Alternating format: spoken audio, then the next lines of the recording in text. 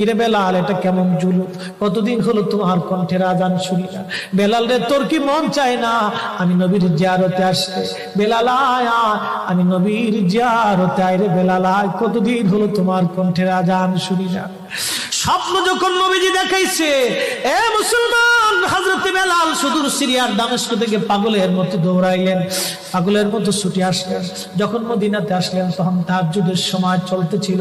তাহাজ্জুদের সময় চলার সময় হযরত বেলাল রাদিয়াল্লাহু আনহু কাঠের জালি দিয়ে তখন রওজা শরীফ ঘিরে রাখা ছিল। ওই জালির পাশে বসে বসে জালির সঙ্গে মাথা ঠেকাইয়া নবীর পাগল বসে বসে গুনগুন গুনগুন করে কাঁদে আর বলে, হুজুর আপনি আসতে বলেছিলেন, গোলাম এসে হাজির হয়েছে। নবী গো, আজান দিতে বলেছেন, আমি আজান দিলে আপনি আগে নামাজ আসতেন, এখন আজান দিলে কি নবী আপনি নামাজে আসবেন?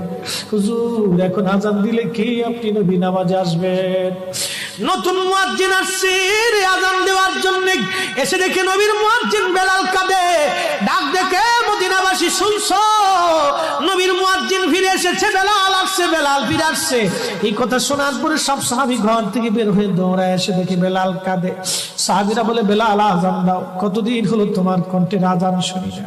বেলাল আজান দাও, কতদিন হলো আজান শুনি না রে বেলাল। বেলাল বলে, সাহাবীরা রে, আমি আজান দিলে কি নবী নামাজ আসবে বলো?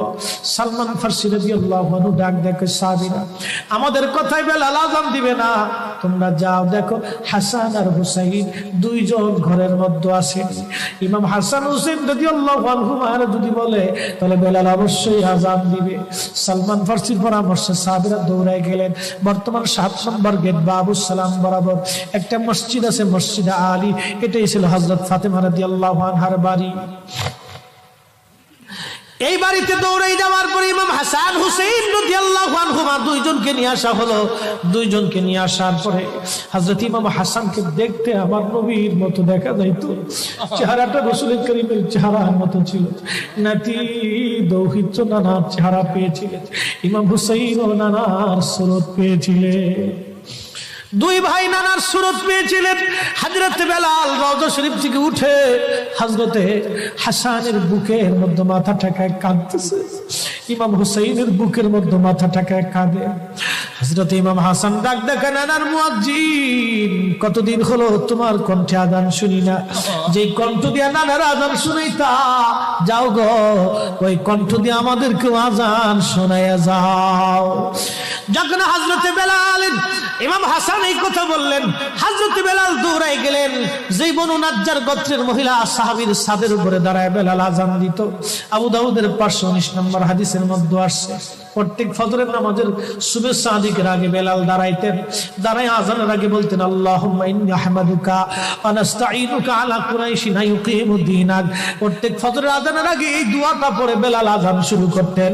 হযরত বেলাল রাদিয়াল্লাহু আনহু আজকে তাহাজ্জুদের আজান দিতে গেছে।